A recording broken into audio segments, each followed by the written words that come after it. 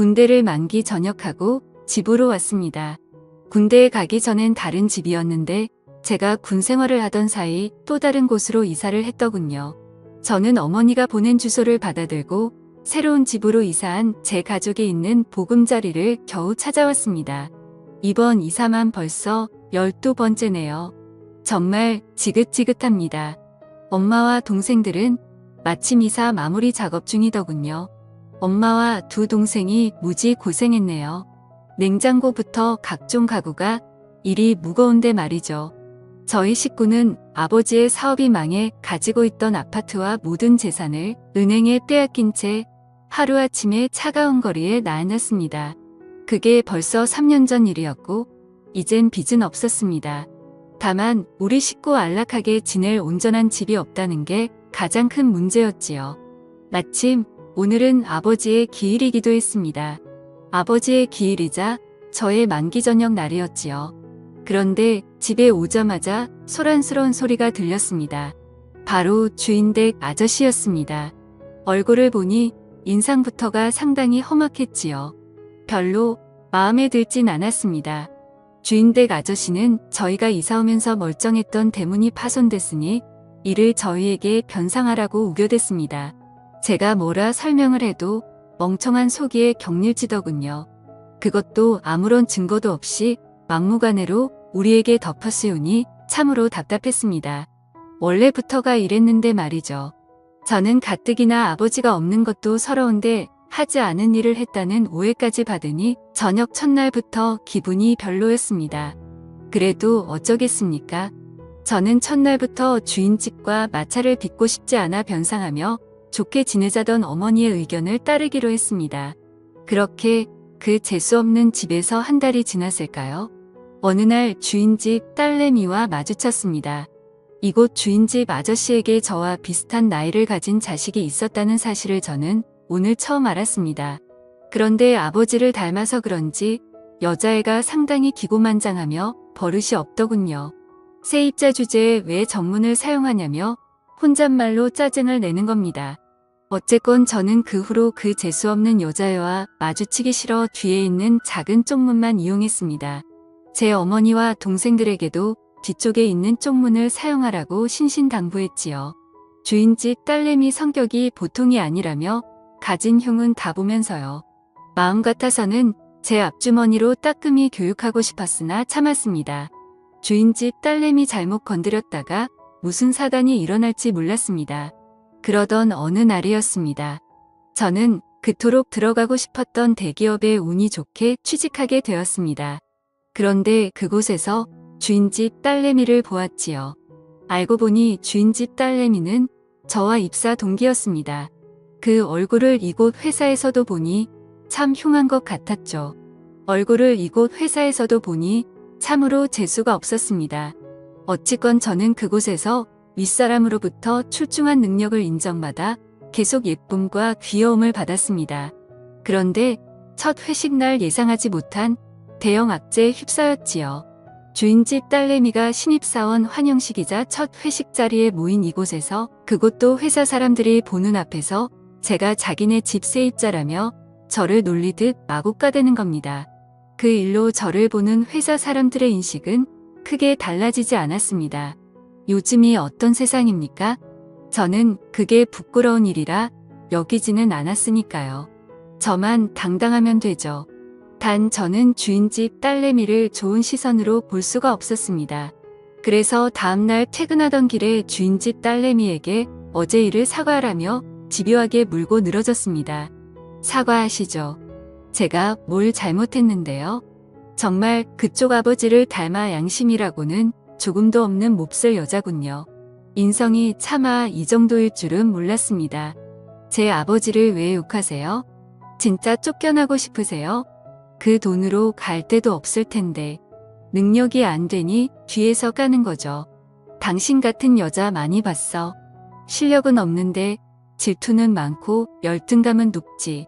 게다가 밝히기는 얼마나 밝힐까? 제 말을 듣고 있던 주인집 딸내미는 제 말에 화가 났던지 손을 치켜세우며 저를 때리려고 하더군요. 저를 보는 그 눈빛이 얼마나 매섭던지 소름 끼쳤습니다.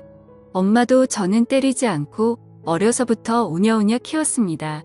그런데 집 하나 있다는 이유로 손을 치켜 세우며 저를 때리려고 하니 저는 주인집 딸내미 손목을 붙잡고선 그저 거만하게 웃었지요. 그러자 주인집 딸내미가 이건 우울하며 화를 내더니 급기야 제 얼굴에 침까지 뱉는 겁니다. 저는 그때 속으로 얘를 어떻게 할까 고민했습니다. 저도 주인집 딸내미 얼굴에 침을 뱉고 윙크를 날리며 배로 갚아주었지요.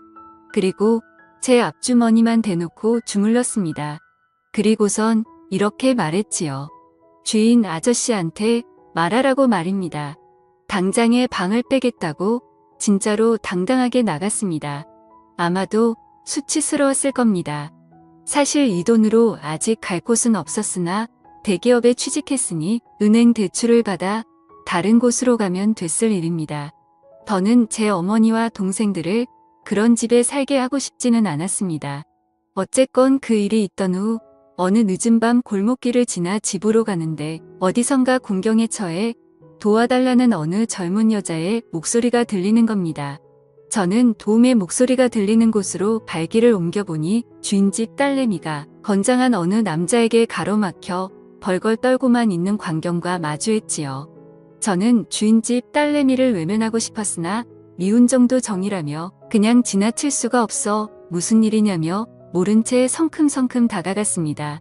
주인집 딸내미 말로는 얼마 전 지인 소개로 만나게 된 남자인데 최근까지 연락처를 주고받으며 지내다가 며칠 전 직접 만났는데 막상 만나보니 별로라 그만 보자 했다가 이런 동변을 당하게 되었다고 듣게 되었습니다.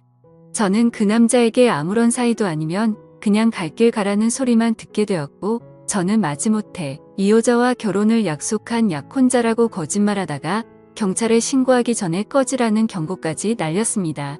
그렇게 주인집 딸내미는 저희 도움으로 위기에서 벗어났고 그 일이 있던 후 저와 그녀는 회사에서 부쩍 가까워졌습니다.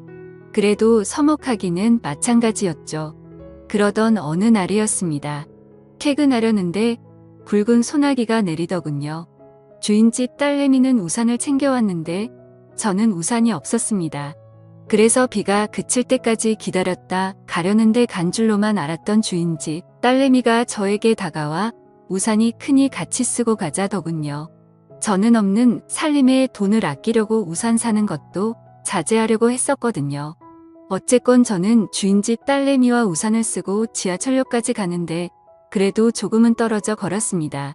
그런데 자꾸만 한쪽이 비에 맞더군요. 주인집 딸내미도 한쪽이 젖기는 마찬가지였습니다. 그렇게 우리는 지하철역까지 간신히 왔습니다. 그런데 한쪽이 젖은 주인집 딸내미를 보니 은밀한 옷이 다 보이는 겁니다. 저는 낯뜨거워 시선을 자꾸만 내리는데 이런 저를 보며 주인집 딸내미가 웃더군요. 귀엽다면서요. 어쨌건 우리는 지하철을 타고 집으로 왔고 그 일이 있던 후 우리는 출근도 함께하고 퇴근도 함께하는 친구가 되었지요. 어쩌다 보니 그렇게 되었습니다. 그래도 주인집 딸과 세입자 아들이란 점은 변하지 않았습니다. 어느 날 주인집 딸내미가 술이나 한잔하자더군요. 그러면서 어느 정도 술이 들어가니 호프집에서 저에게 이러는 겁니다. 주인집 아저씨한테 우리 엄마만 욕먹지? 너 되게 비겁하다. 겨우 그런 일로? 그러는 넌 나 만날 수 있어? 너 나 처음부터 싫어했잖아. 아니야. 사실은 좋아했어. 좋아해서 그랬던 거야. 진짜야. 바보. 사실 너 같은 남자는 처음이야. 뭣도 없는데 당당하고 자신감 있는 남자 말이야.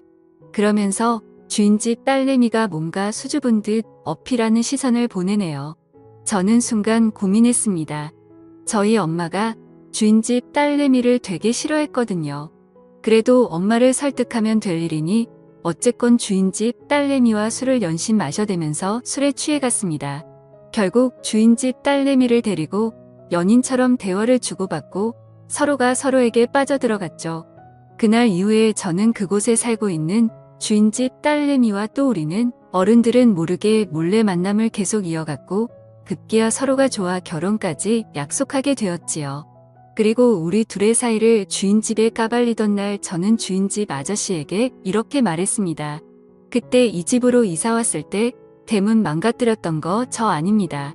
오래전 일이지만 그래도 사과는 하시죠? 주인집 아저씨는 어처구니 없다는 얼굴로 저와 저희 어머니만 보았으나 사과하라는 자기 딸의 성화에 맞지 못해 정중히 사과하시더군요. 그 후로 저희는 다른 곳으로 이사했고 저는 주인집 딸내미와 결혼해 봉천동에 있는 어느 빌라에서 행복한 신혼을 보내고 있습니다. 제 사연을 읽어주셔서 감사합니다.